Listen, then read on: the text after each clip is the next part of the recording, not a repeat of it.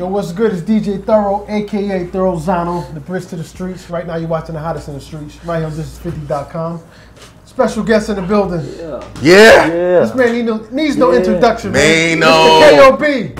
What up, baby? What's up, man? What's good? You know, you're still undefeated on camera. That's one of my favorite things, man. You gotta just throw him like that. What you mean, though? You don't take no L's. On And you know what I mean? I never want that to happen. You've held down for Brooklyn for years. No chick ever got the best of you. No nigga ever caught a sneak this or none of that shit, man. Undefeated. Without consequences. Nah, you know, I mean, listen, man, we do what we do, man. We maintain, But, you know. and then even with the, interaction you had with Joe on Everyday Struggle, you really articulated your points. Yeah. You made things great. I'm like, man, I mean, you know me, I try to think before I talk. You understand? So I try to make sense out of shit that I see, and I got my own viewpoints on life. You feel me? Right. Speaking of life, man, your life has been going good. Yeah. You recently casted in the fucking Tupac movie. Yeah. Like, how the hell did you get that role? That's the dream role. Shout out to my man Benny Boo. Okay. You know what I mean? I was working with Benny on some stuff before that. Okay. And he told me that when he positioned himself, that he always gonna keep me in mind. So we put that together, and he called me one day. He said, I got that Pop movie, and I was like, word, I just read that. And he was like, I got you, nigga. I got you. And he told me what it was, and he set it up. He put the people, in connection with my people. We got down there, shot down in Atlanta, and made it happen. Right. Now, but was it easy for you to do that part, or you just basically been a street nigga? Like, was it tough?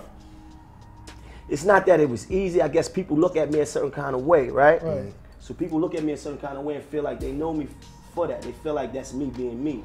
But at the same time, it's still acting. Definitely. It's having to do the scene over and over again and have the same energy and match that energy over and over and over and over and over again. So it's still acting because I'm not angry. Right. Right? I'm not angry. I'm not really shooting this dude. I'm not upset with him, but you would think that I am. Right. You know what I'm saying? Like, but that's the thing. Like, people was like, "Oh man, you was too believable." It's like you really. That's good. I mean, you did your job. Like every time they was yelling "cut," we was really smiling, like it was all good. Like, but that's what acting is.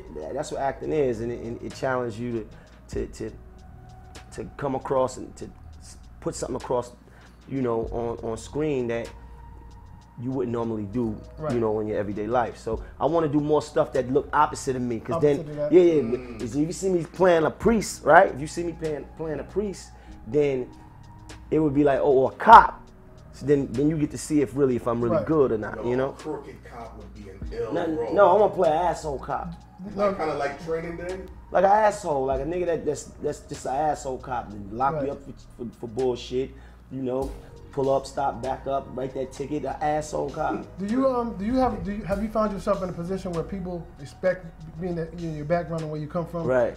Are you being typecasted to only play those type of roles, or scripts coming across your way? I feel kind of like I've been typecasted in life, period. Okay. Because of who I am in my past and what the perception of what people think they know about me. Right. Like they hear Maino, they like, oh, he's this, he's that, and you know what I mean. And most of the time, anybody that know me, oh yeah, I know me. I've always been the same, humble, smile, and always keep it, Your jabs, your joke game. If a nigga's not on point, you are a sniper. I remember I wore a sweater one time. Your shit was foul. You killed me in front of like 20 bitches. He's looking at the pig right now. Yeah, I'm looking. What is that? Pig rabbit, yo. That's the Pig Panther. That's what we call it, the Pig cool, Panther. Man? Yeah, I guess so. I'm in a good mood today. I wouldn't light you up because that's out of pocket. What is that? Pig Panther. No, this shit, nigga. what is that? It's a sequence. This nigga got sequence on his shirt. How do you feel about how the events have been played out with the NFL and Colin Kaepernick and like it's sucker shit? The president. Your president. Did you vote? Yeah, he's president, right? I'm not allowed to vote. Yeah, well, you was with it. Like, if you wearing that shirt, you got him right here on your shirt. This is the president right here. It's a pig cat. Exactly. This is Donald Trump right there. Indeed, it's crazy.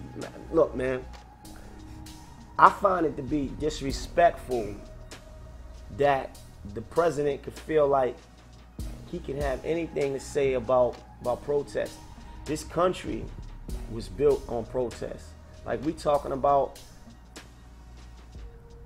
motherfuckers is celebrating the 4th of July. 4th of July is a product of protest, product of a revolt that brought about change. What are you talking about? I mean, it didn't mean shit for black people because we still were slaves. However, I'm just talking about the general idea of protest and change. Like how like what the fuck you mean the flag? What the flag ever meant to us? Right? Like what the flag meant to us? Like you was fucking lynching us and draping the flag around us at the same time, right? So it's disrespectful to see him go through great lengths to be talking about,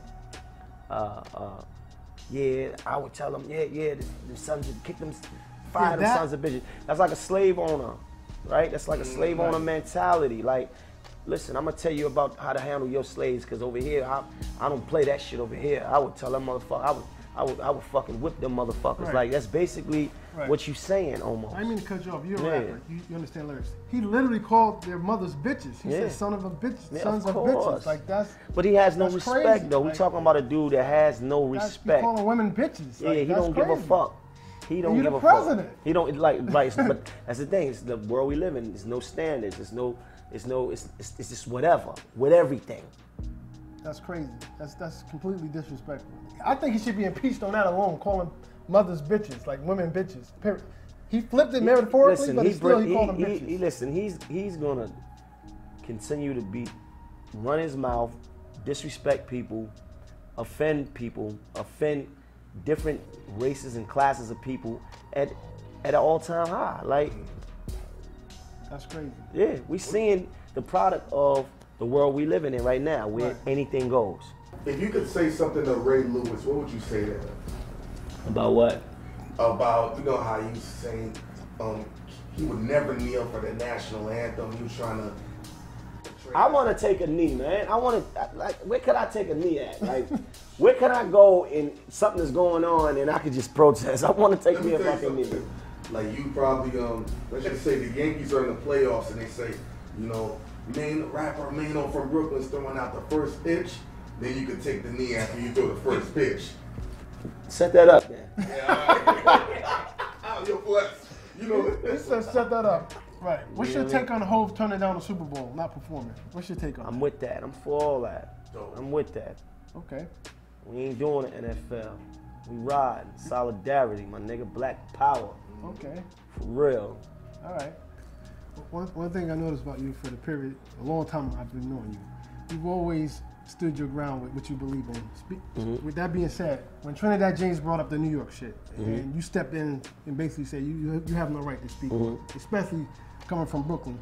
So we recently had you did an interview when Ebro and 50 did an interview, and they were saying that 50 and Ebro destroyed New York hip hop. Right. And then you was on the Complex show and you defended 50. Right. And just now, you just recently had a conversation with 50. Right. How did that go with you and 50, that conversation? Because I know he was very passionate that you took up for him, basically. Well, we didn't even talk about that because that's just like, to me, just certain things is just common sense. Like, it's just like no way I didn't feel that one man stopped the movement of New York. Like, when you think about that era, you think about the Dipset probably being at its strongest in that era. So how, like, what don't even make sense to me, you know? But listen, that man is cool to have his opinion. That's his opinion, cool. If some people feel that way, I don't believe that. You know, I was around, I was out here a struggling artist trying to get on and just getting out of jail and running around trying to figure it out. So I don't feel that way, and I just spoke my mind on that. So I don't, you know, but the homie understood that because it's not what it is. Well, we just seen the video he shot at. He put at Joe Budden, man. See, I don't know. Oh, yeah. Because we didn't even talk about it. Like, it was nothing. Like, I don't, listen, when I do interviews, I don't even look at them. Nah. Right? No, we're talking about the video. No, watch this. No, listen what I'm saying. So what happened is, I had been up all morning, and then we went and did the complex thing. We had the conversation, and I left. Right. I don't look at it. I don't even remember what I said. Right? I know what the content was about, but I'm not thinking about it. We got 100 other things to do. So everybody started talking about it, and it's like it became a debate piece, right? When I seen 5, but we didn't even talk. You fucked up New York hip hop. You know what I'm saying? Like, I was fucking with him. Like, why the fuck you do that? Like, all right. What's the name of the project? Let's talk about this project. Party the producers, and Pain. I want to know everything. Party and Pain, man. Define that title. Why that title? Ups and downs in life, man. You know. Even where you at right now, it's pain in on every level. Your story is on another astronomical level. Came out of jail, hit the Started rapping in jail.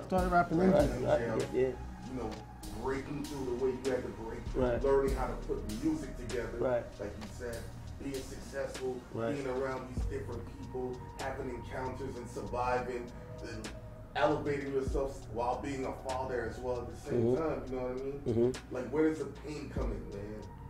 That, what you just said, all that is a part of pain. All that is a life, because at the end of the day, we all live a real life. You understand? No matter if you're an artist or not. Right. You know, we all juggling life's duties and life's responsibilities. Being a father, dealing with that, dealing with the mother, dealing with the, having a mother, trying to be a son, you're watching your mother go in and out the hospital, watching your brother get apprehended by federal agents, and watching these pains in life, and still trying to find a balance between being creative and trying to, remain relevant in a time, in an era where rappers come in and go out of style in 6 months to a year's time. Right. You understand? So it's those things that's Party and Pain. It's trying to, find that balance between living life to the fullest and dealing with the difficulties that it brings. Right. I want to get your opinion on something, because I have this conversation with DJs a lot. How hard is it to maintain your creative peak? Meaning your most successful peak was what? All the above. All the above. How hard is that to maintain that? That level of acceptance. Yeah. Well, the difference with that is that, and the difference between me having that and me not having it is that you got to understand why I had it in the first place. Right. I didn't have it just because the music was dope. I had it because there was a machine. Right. Okay. Major record label, marketing dollars, staff, and that direction and plan was put into place. So when that happens, then you have a better chance of making the music stick and it becomes a hit. When you don't have that, it doesn't mean that the music is any less dope. Right? You just don't have that, and you just gotta figure out ways to make the best of that. Right. So, but we live in a different time now. We live in a time where streaming and you can stream and stream and stream and stream and stream. So it kind of levels it out, because it takes the pressure off saying, damn, man, this dude put out a project and it didn't sell. All you have to do now is basically market yourself, put the music out, and make it available on all streaming services. So now, instead of it just being on iTunes, right, it's on every block.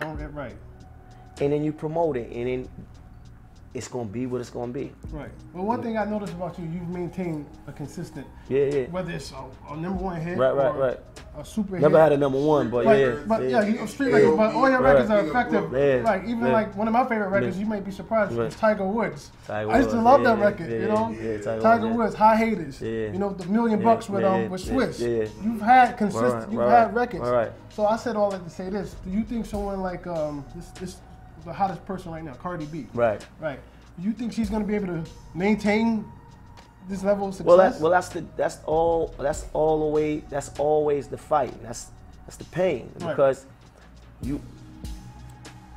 when my first record came out, the record exec told me this. That feeling that you feel right now of being a new nigga on the block, you only gonna have that feeling one time. Right. You only gonna have that feeling one time of being that new dude, being that new nigga. Everything you feeling is new and it feels good. Everybody's yelling your name and everything else. And I didn't understand that at that point what he was trying to say to me, because I was like, nah, nigga, we always gonna be dropping hits. Right. You can always drop hits, but that energy that you feel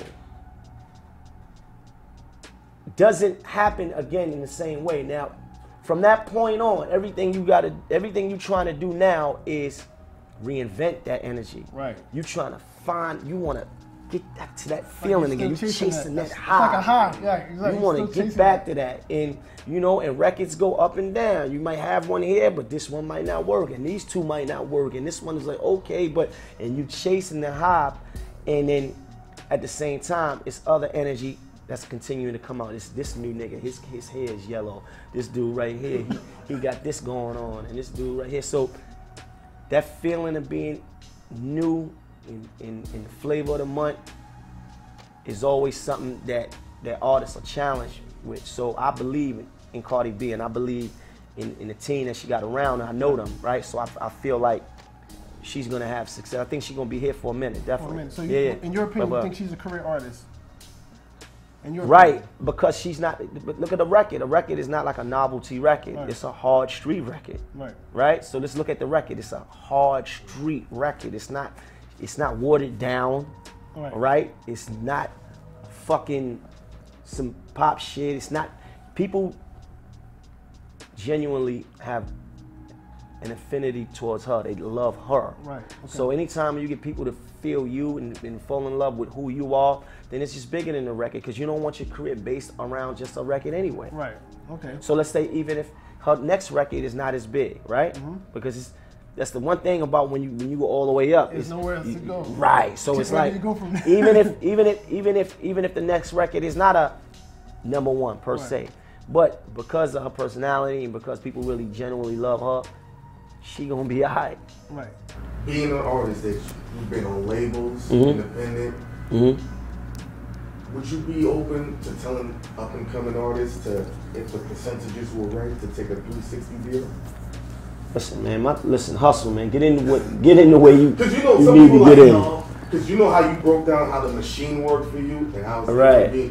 Well, I had a 360 deal back then. How did that work for you? Is this something you regretted?